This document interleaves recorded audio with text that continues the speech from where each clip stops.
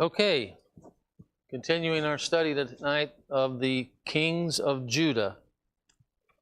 It's been an interesting way to approach it. I think for me, it's certainly been less confusing than jumping back and forth as the scriptures do. Last week we looked at King Asa.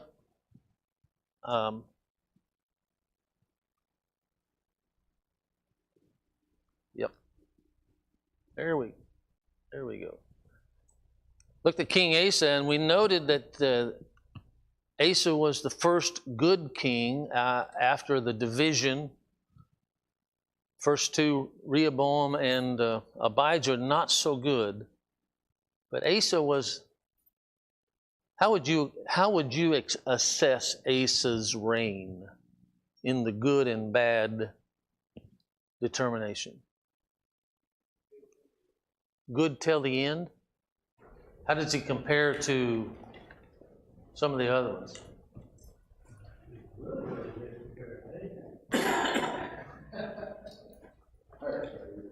Pardon? Everybody is compared to Ahab? Really good? Okay. And you remember Ahab had his good moments too. You know, at one point he repented and God relented. But Asa really strikes me as one of the better good kings. You know, we always talk about Josiah being the best one, and certainly his reforms were thorough, and he's described in some ways that seem to indicate that the writer of the book of 1st and 2nd Kings considers him one of the best, if not the best also. But Asa was really a good king, did some really good things, and if you think about that in terms of the fact that he had no example to follow, it's more impressive. And he had to overcome what they had done. Yeah, he had to work against a lot of, yes. The scriptures point out frequently the removal of the Asherim and the high places, and we think we kind of use that as the standard of measuring good and bad in terms of the kings. But there were certainly many other things that he had to overcome, maybe indicated by the fact that he had to restore the altar in front of the temple, one of those things. So we talked about that last week, how they could have possibly conducted temple worship without the altar. Where all the sacrifices were performed. We just don't know. It's hard to understand, but certainly there was a deficiency there in the way things were going. Let me get a little more organized here. So Asa was one of the good kings. He did many good things. He removed the high places and the foreign altars. At one point, he defeated a 1,000,000-man army from Ethiopia, it says, and he did that by calling on the Lord to provide deliverance. He instituted religious reforms in the 15th year, and we talked about most of those. There's one there that we didn't talk about, and I want to kind of focus on that tonight to kind of think about this. Why did God inspire the writer of this book, 1st and 2nd Kings, to write what he did? You know, he could have written much more than we have, but what we have apparently is intentional to make a point. So as we read through there, one of the things that we looked at that we didn't talk about last week was, and he put away the male cult prostitutes over in 1 Kings chapter 15, where it talks about Asa's reign. It says in verse 10, he reigned 41 years in Jerusalem. His mother's name was Maacah, the daughter of Absalom. Asa did what was right in the sight of the Lord, like David his father. He also put away the male cult prostitutes from the land and removed all the idols which his father had made. Do any of your translations have a different phrase for what mine called the male cult prostitutes? male shrine prostitutes. Male shrine. I wondered if any of them said sodomites, but certainly carries the same intent. What was that? Well, let's go back and look at Deuteronomy for a minute. Remember, Deuteronomy was the giving of the law for the second time. It was Moses' charge to the second generation to do what was right. And in chapter 7, Moses told these people who were preparing to enter the land, when the Lord your God brings you into the land which you are entering to possess, and clears away many nations before you, the Hittites, the Girgashites, and the Amorites, and the Canaanites, the Perizzites, the Hivites, and the Jebusites, 7 nations greater and stronger than you. And when the Lord your God delivers them before you and you defeat them, then you shall utterly destroy them. You shall make no covenant with them and show no favor to them.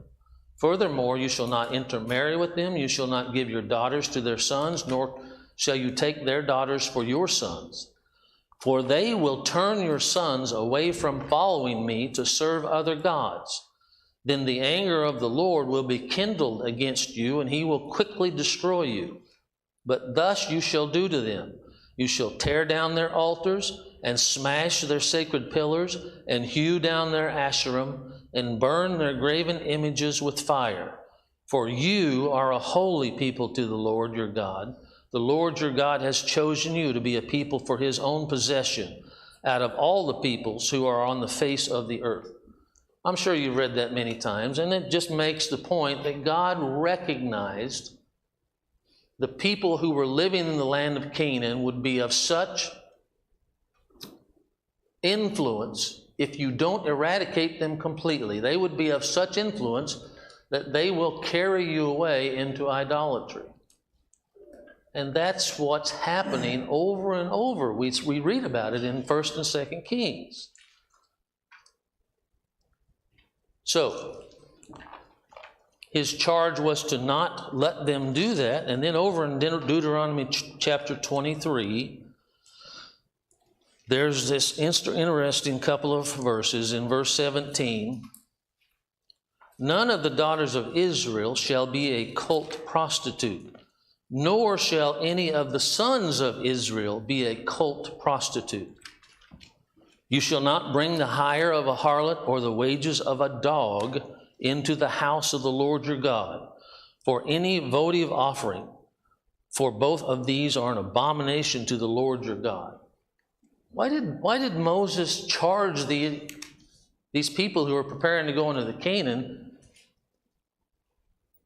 I don't want any of your daughters to become prostitutes. I don't want any of your sons to become male prostitutes.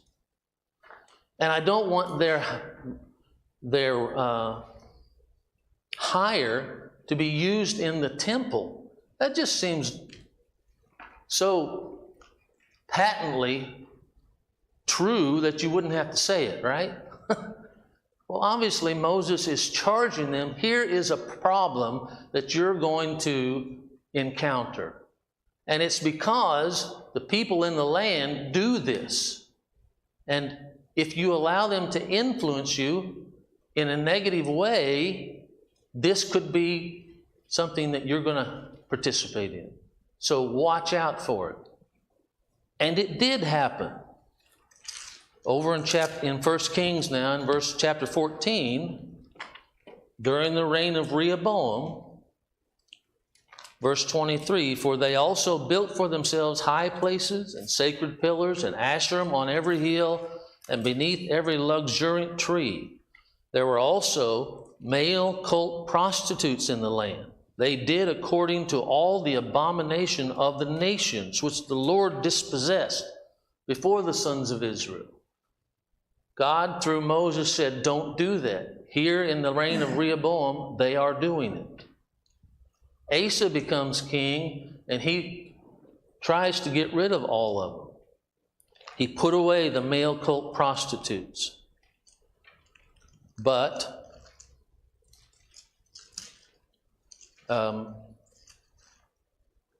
it didn't last. Over in see. In 1 Kings 23, well, first let's go to 22:46. 1 Kings 22:46.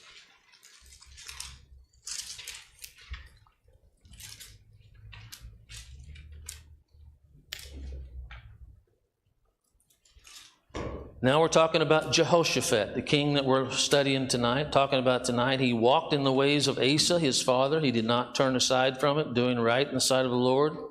However, the high places were not taken away. The people still sacrificed and burnt incense on the high places. And Jehoshaphat also made peace with the king of Israel.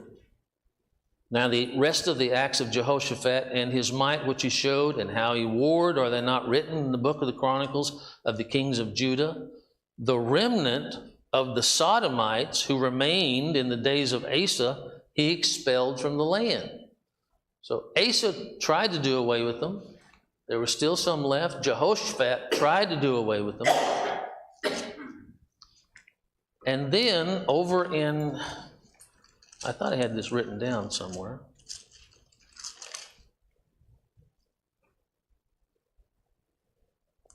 Second Kings 23.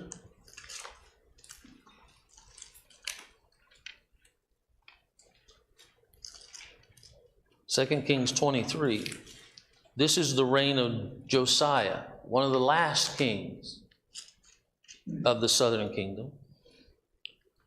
Talks about all the reforms he carried out. He commanded Hilkiah the high priest to bring out the law, the temple of the Lord, all the vessels, to clean out of the temple of the Lord all the vessels that had been made for Baal, for Asherah, for all the host of heaven. They were now in the temple being used as some part of a religious idol worship. Josiah brought that all out of the temple, burned it.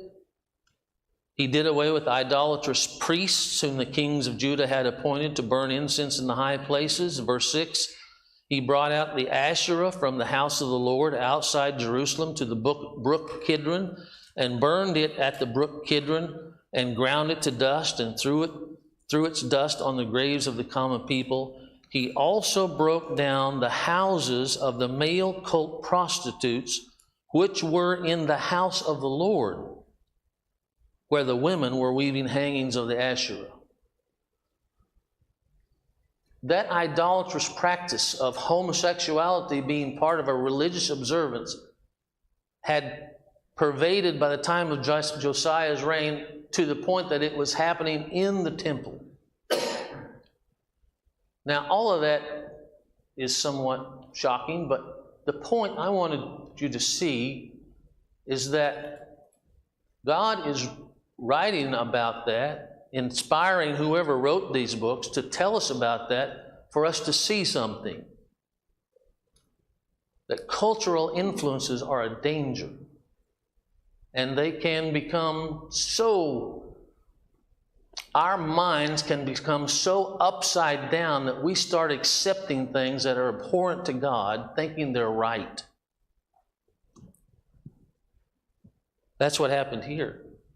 And we every now and then we'll see a king, Asa, try to turn the country around.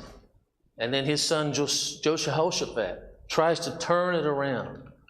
And then another one comes along like Manasseh and just undoes all the good and just contaminates the whole country, to the point that a man whose whole heart is to God, Josiah, cannot bring God to relent from punishing them. There's a lesson there for us to see. Why are we studying these kings? It's not just a history lesson. We're to see what's happening and to think about applications in our own lives and in our own cultures, in our own nation. Any thoughts about any of that?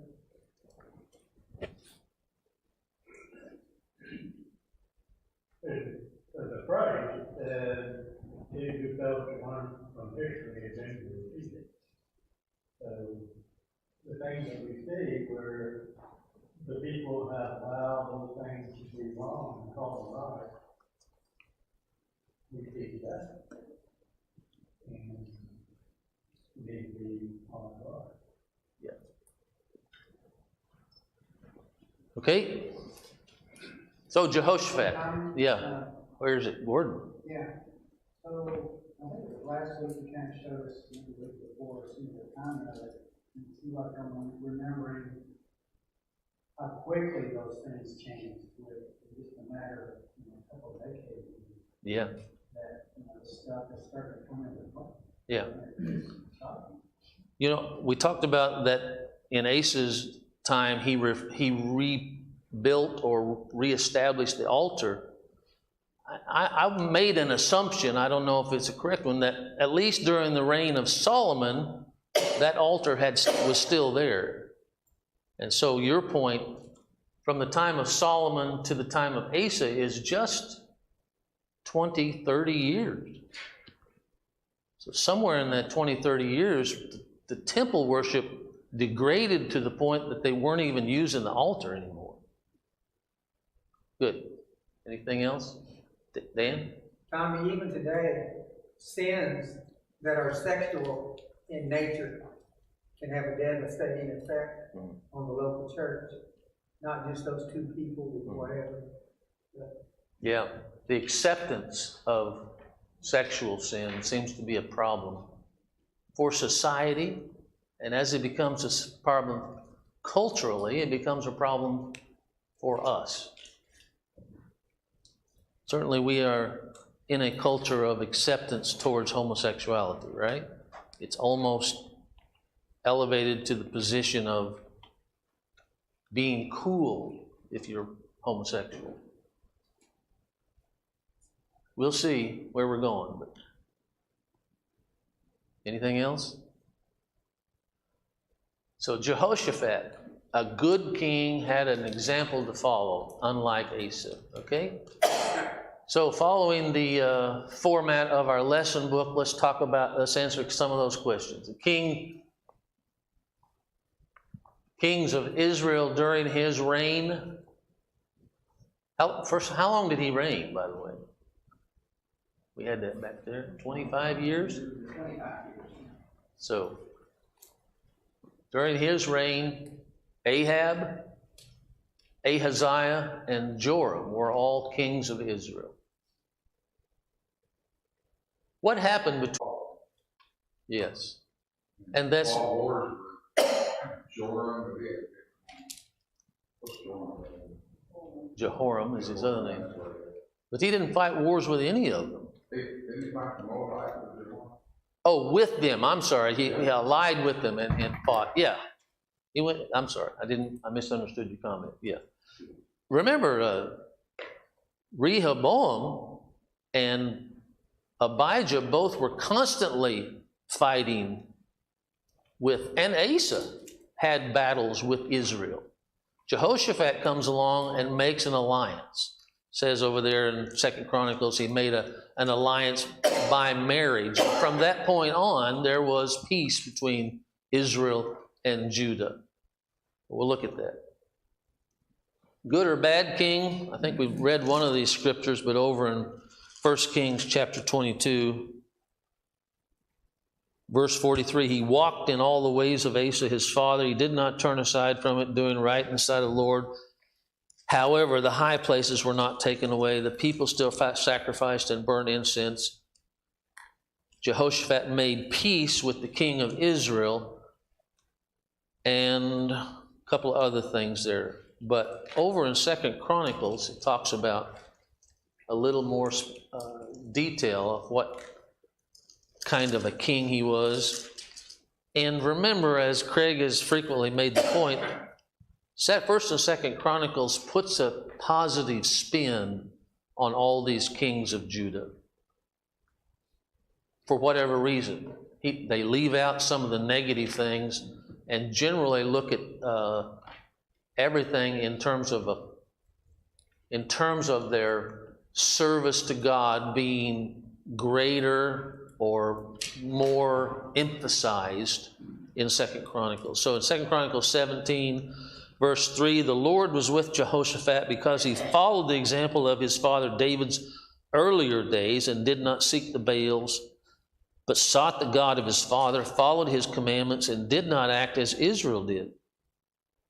So the Lord established the kingdom in his control, and all Judah brought tribute to Jehoshaphat, and he had great riches and honor. And he took great pride in the ways of the Lord, and again removed the high places and the Asherim from Judah.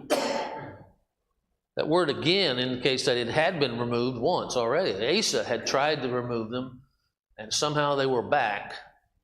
For whatever reason, however way that was accomplished, the people going behind their backs, and as soon as they removed them, going and reestablishing them, whatever it was, the high places were back again. And he removes them here, and then it says over in 20 verse 33, the high places, however, were not removed. The people had not yet directed their hearts to the gods of their fathers, which seems to indicate to me that it was the people going behind the officials and reestablishing these high places. Okay, what else do we have here? How old was he when he began to reign? 35 years. Was he good or bad king? We've talked about that. Notable acts we'll talk about in detail in a few minutes. Active prophets. There were three, one in particular is interesting, but all of them were prophets who came to him and rebuked him for what he had done. And as opposed to Asa, when Asa, the prophet Hanani came to Asa and rebuked him, what did Asa do? He threw him in jail, put him in prison. Not Jehoshaphat. In each of the instances, he listened to what the prophet said, and he repented and changed his way. So there's a real commendation for him. All right, any questions, comments about any of that before we start talking about notable acts? No, Second Chronicles, I think it's 22:9, which is said that 3 times in Second Chronicles how he followed God, but 22:9 says I think it says he followed him with all his heart. Talking about other kings, and it says, then they searched for Ahaziah, and they caught him. He was hiding in Samaria, and they brought him to Jehu. When they killed him, they buried him because they said, he's the son of Jehoshaphat, who sought the Lord with all his heart. So that says a lot. So that was the people's opinion. Yeah, he was known as a man. Okay, good point. All right, notable acts. Let's just start through here. And we didn't talk about cause of death, did we? Cause of death. What did he die of? I didn't put that up there. Yeah, I did. Pardon? God died of natural causes. It says he slept with his fathers, which is kind of the Hebrew idiom for died of natural causes. Okay? So some of the things that he did, notable acts. We talked about in chapter 17 how he was a man after God's heart. He sought God, took great pride in the ways of the Lord, removed the high places. Verses 7 through 9 talk about him sending his officials out. And with the officials, he sent Levites and priests. And they taught, verse 9, having the book of the law of the Lord. It's interesting. I mean, here was a man who really was seeking God, who was a man who sought God with all his heart, and he put his mouth where his heart was. He did what God had described as a king should do, teach the people the law. And so here he sends out his officials with the priests and Levites. I thought that was interesting. He didn't just turn to the priests and Levites and say, you go do it. He actually sent his court officials out to do that.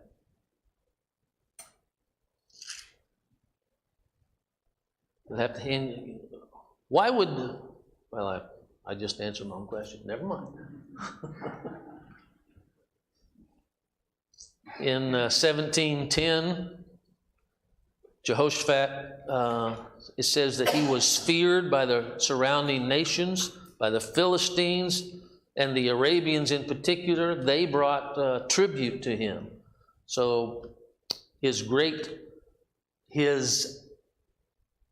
blessing by God led to fortified cities and military might that caused the surrounding nations to bring him tribute, as opposed to looking at him as a possible conquest. So he had great might militarily. Then it's chapter 18, we talked briefly about he made an alliance with the northern kingdom of Israel, which the southern kingdom had been fighting with continually until Asa came along. Some of that kind of stopped then, but now Jehoshaphat cements that peaceful relationship by marrying his son to Ahab's daughter. Great idea, right? Not so good, and he's going to hear about it from one of God's prophets, but he does it anyway. And then the rest of chapter 18 is almost a word-for-word repeat of what we have already read in chapter, about Ahab. In 1 Kings 22, we've already read that about Ahab, the northern king of Israel. Do you see anything in here? Somebody recount this story and give me some thoughts about it. Do you remember the story? You all remember the story, right?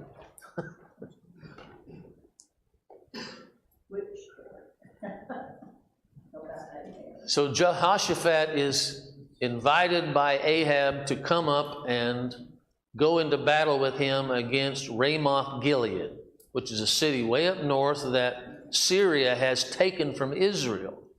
And so since the north kingdom and the southern kingdom have an alliance, they have some responsibility to defend each other and to help each other militarily. So Ahab says, I'm going to go fight Ramoth Gilead. I need you to come up with me. And Jehoshaphat's answer was, my soldiers are your soldiers, my horses are your horses. Yeah, I'll come. So he comes, and they're getting ready to go, and Jehoshaphat says, why don't we ask God about this before we go? You remember the story now?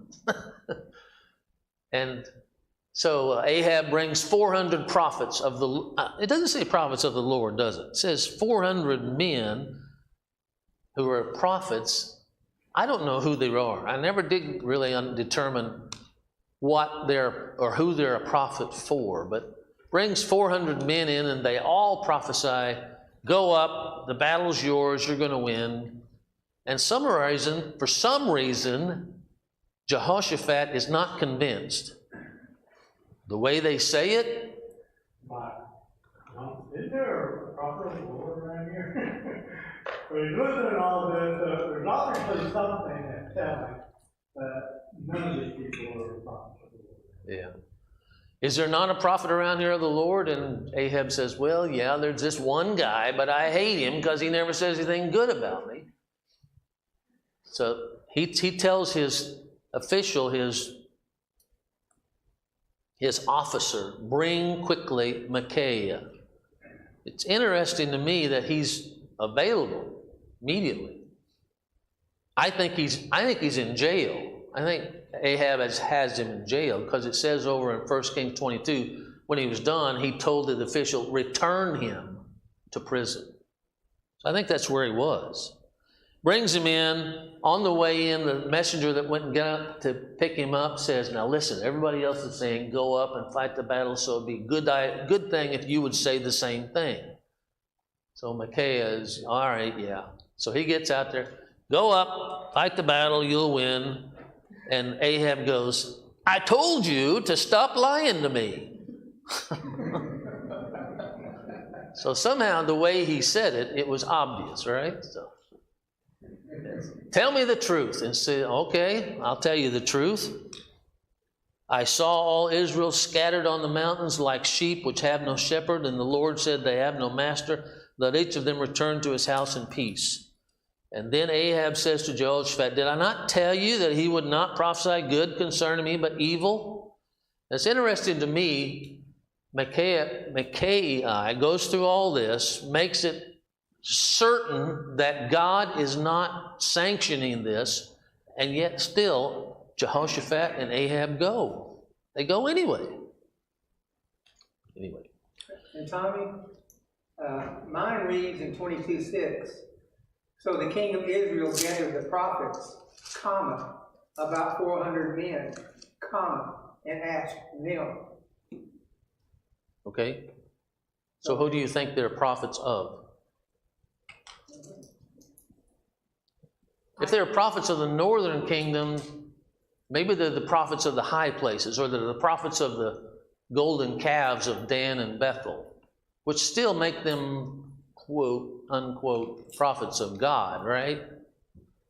Anyway. And this is the story where we have this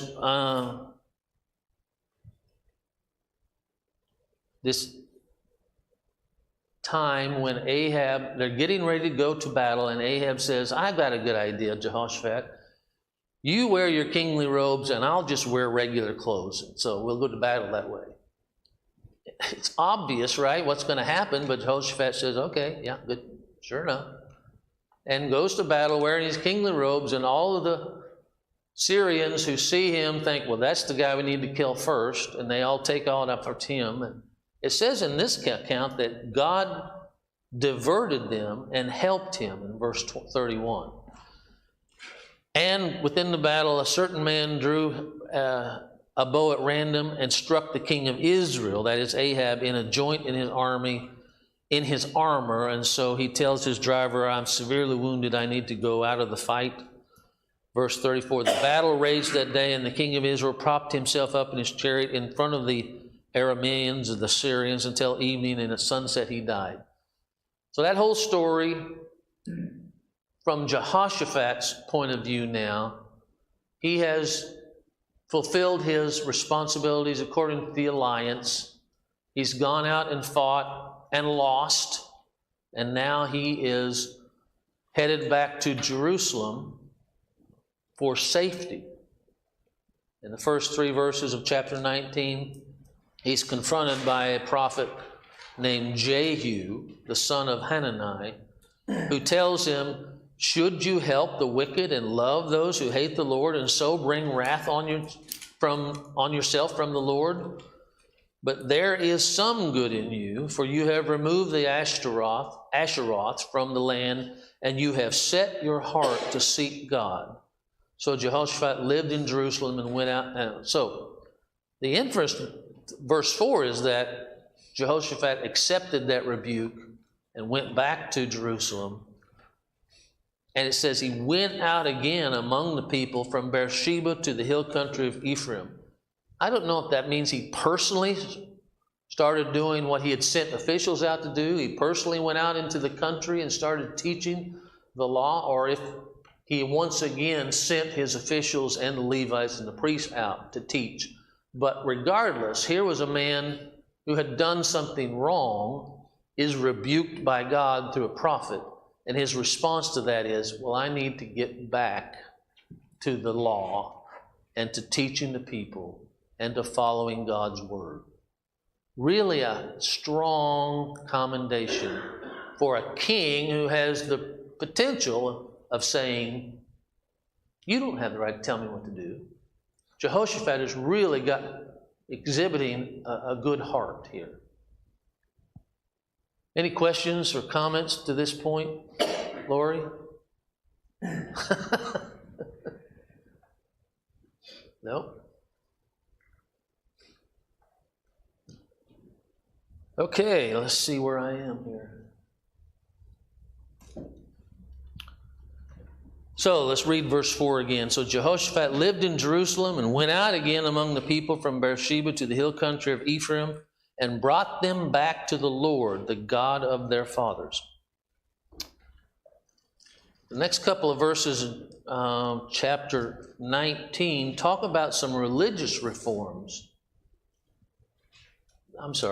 These don't appear to be necessarily religious reforms. He's kind of done that already when he sent out his officials and the priests and the Levites to teach the people. Now he does something that looks like setting up some kind of judicial system. That should have been one already in place, a system for people to bring their disputes before a Levite primarily and ask for a ruling by a wise, disinterested third party. Maybe that hadn't been in place. Talks about he sent out judges in the land, in all the fortified cities.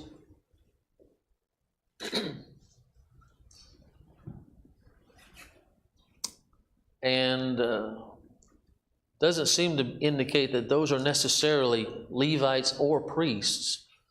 Then in verse 8, in Jerusalem also Jehoshaphat appointed some of the Levites and priests and some of the heads of the fathers' households for the judgment of the Lord and to judge disputes among the inhabitants of Jerusalem.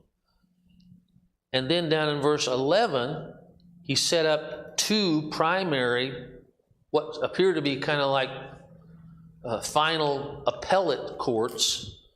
Two of them. One of them is chaired by Amariah, the chief priest, who will be over you in all that pertains to the Lord, and Zebediah, the son of Ishmael, who will be over you in all that pertains to the king. Also Levites shall be officers before you. Act resolutely, and the Lord be with the upright. So, seems to have established some kind of, if not new, at least additional judicial system to handle disputes between two parties. Any questions or thoughts about that?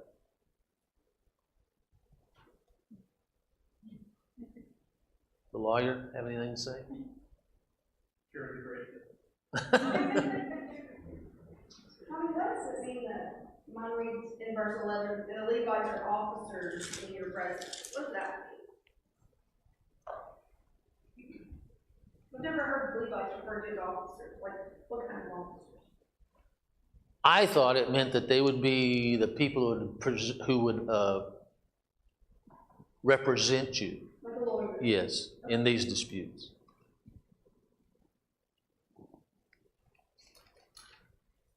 Okay? Chapter 20.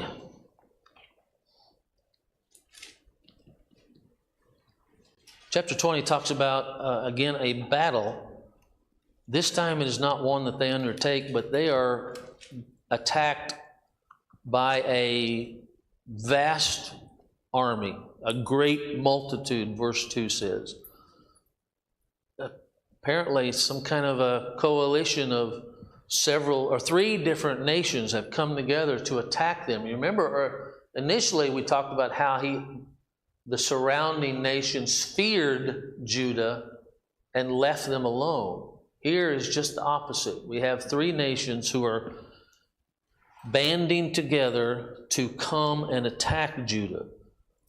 The nations of Moab, Ammon, and over in verse 10, it says Mount Seir, which would be people of the lineage of Edom, Esau.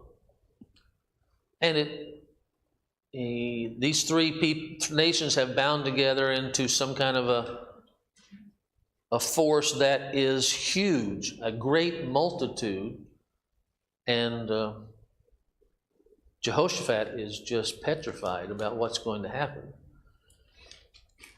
Instead of turning to foreign alliances like Asa did, like his father did, he turns to God. He stood in the assembly of Judah and Jerusalem in the house of the Lord and praised to God that we are powerless before this great multitude.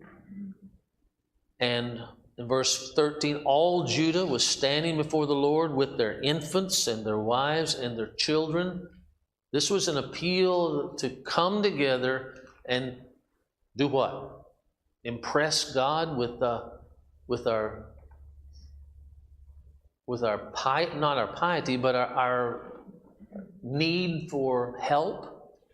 They brought their children, their babies, for a purpose. What did they bring then? They wanted God to see that they had some innocents that were going to be killed. What do you think? Any thoughts? To me, since everybody was there and the way he words this prayer, it almost sounds to me like he's encouraging the people that are there, reminding them too who God is. Because they're hearing him say all of this. It's kind of like a pep talk to the people, for himself and the people. He says, you know, are you not the God who's in heaven?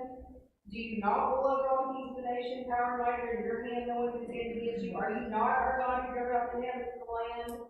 It's like, yeah, God knows who he is. Of course he knows that. So what would be the point of saying all that out loud unless it's kind of to encourage and maybe himself and the people? Okay. Certainly can see that.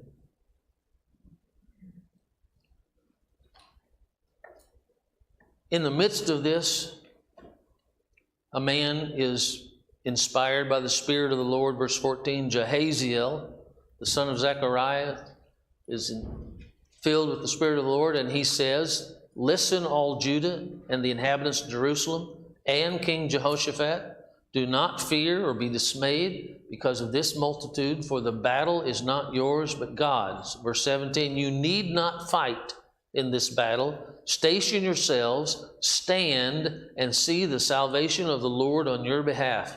O Judah and Jerusalem, do not fear or be dismayed. Tomorrow go out to face them, for the Lord is with you. And Jehoshaphat bowed his head with his face to the ground, and all Judah and the inhabitants of Jerusalem fell down before the Lord, worshiping the Lord. That's an interesting picture to me, that the king would fall prostrate in front of everybody, right? I mean, kings don't do that. Kings don't lower themselves to that. But Jehoshaphat is of such a mind that he did that. So the next morning they go out, and it says in verse 22 that the Lord set ambushes against the sons of Ammon, Moab, and Mount Seir. I don't know what that means, but obviously, God took care of the problem. Sounds like they turned on each other. Yes, that was the end result. I don't know why they did it. God set ambushes so that they turned on each other. And Moab and Ammon turned on the Edomites, destroyed them, and then they turned on each other and destroyed each other. All that was left to do was to go out and pick up the plunder. And so Jehoshaphat comes, it says he comes over the hill, or verse 24, when Judah came to the lookout of the wilderness, they looked toward the multitude, and behold, there were corpses lying on the ground, and no one had escaped. When Jehoshaphat and his people came to take their spoil, they found much among them, including goods, garments, and valuables. They had great plunder. They had just picked it up and took it back to Jerusalem.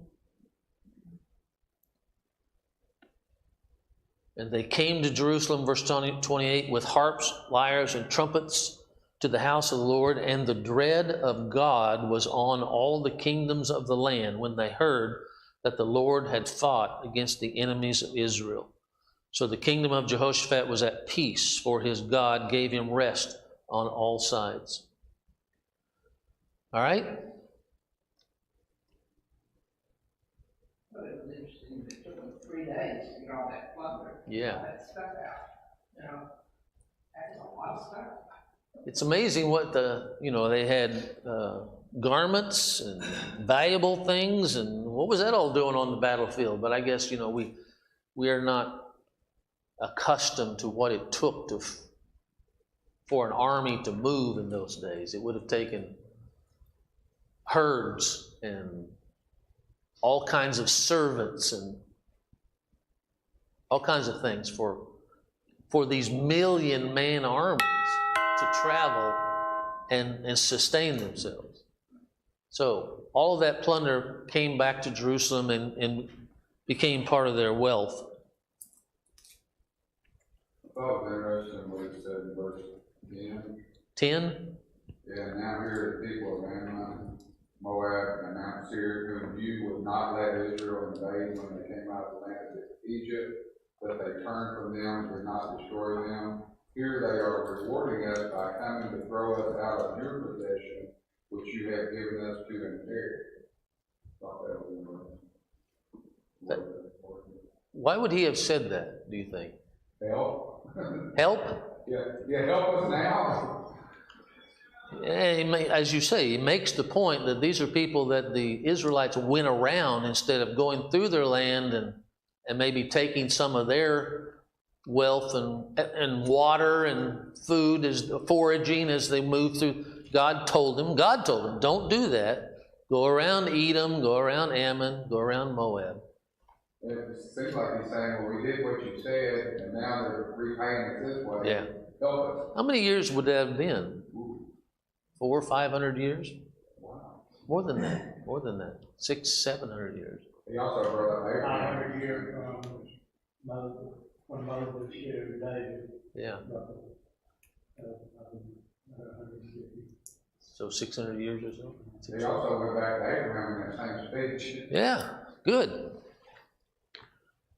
All right, that's basically the end of the reign of Jehoshaphat, except for one thing. But the summary statement here is in verses 31 through 34. He walked in the ways of his father Asa, did not depart from it, doing right in the sight of the Lord. The high places, however, were not removed. The people had not yet directed their hearts to the God of their fathers. But then the writer adds this footnote over in verses 35 to 37. After this, Jehoshaphat, king of Judah, allied himself with Ahaziah, king of Israel.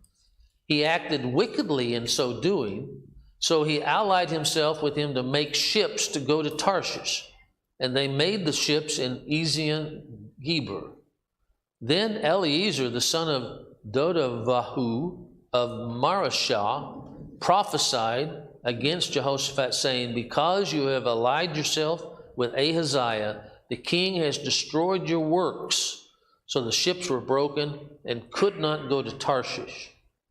What is that all about? Why is that? King will destroy.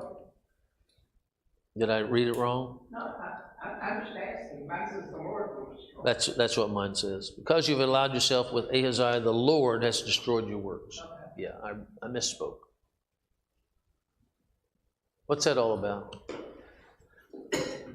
In Solomon's day, the ships that were built there to go to Tarshish was to bring back gold.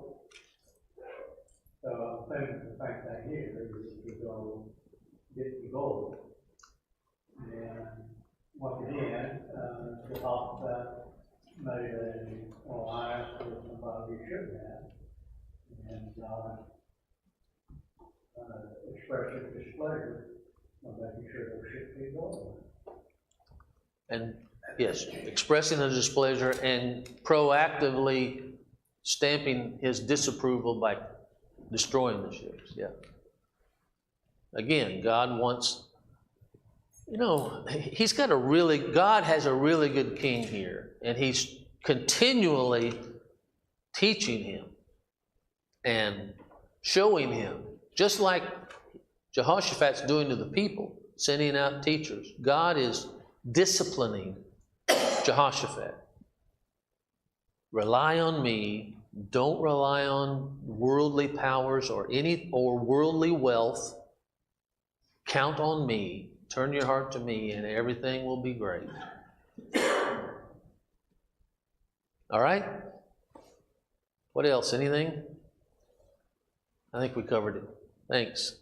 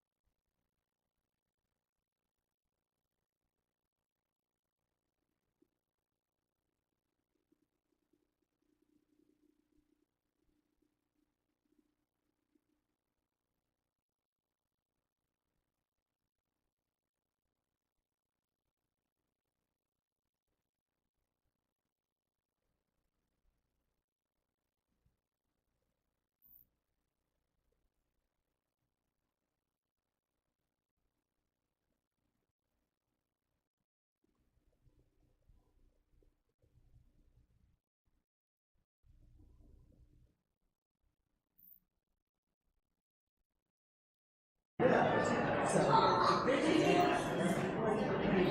going to sing The Rock of My Heart. If you want to use the songbook, it's number 29. Otherwise, the slides will be up on the screen here.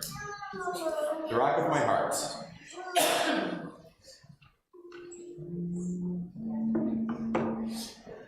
My Lord.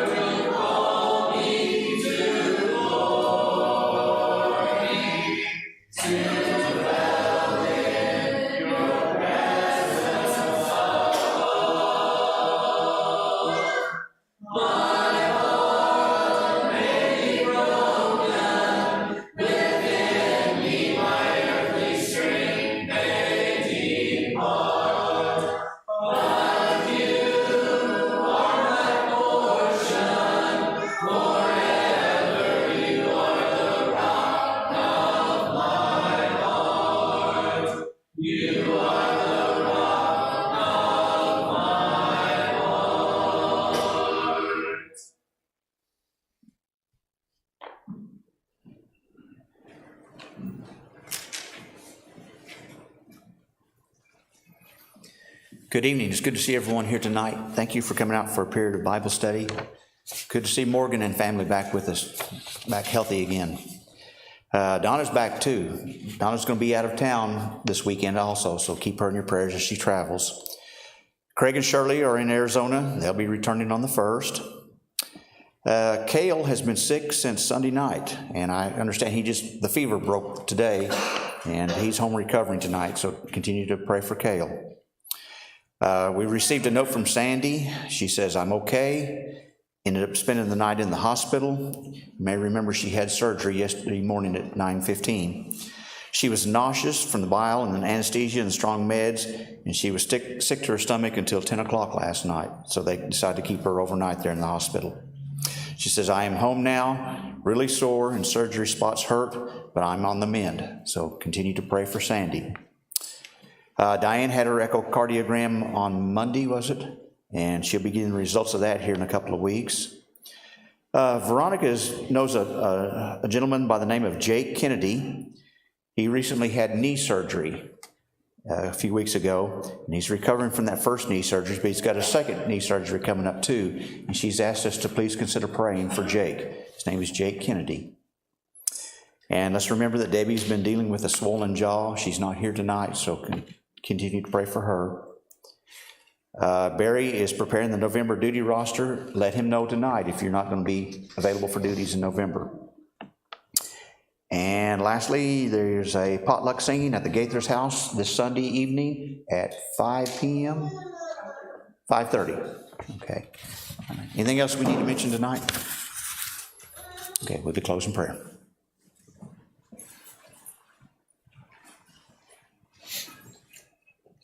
Please pray with me. Dear Heavenly Father, we come to you now, thankful for this time that we have to gather together and worship you. Lord, to thank you for this hour that we had set aside to learn more about you and grow closer to you. Lord, please be with us as we leave this place. Help us to act as Christians that we were taught. Help us to be bold in our faith and want to teach more about you. Lord, please watch over us. Help us to always be a shining light for you. Please help us that in everything that we do to be done in a way that is glorifying to you. It's your Son's name that we pray. Amen.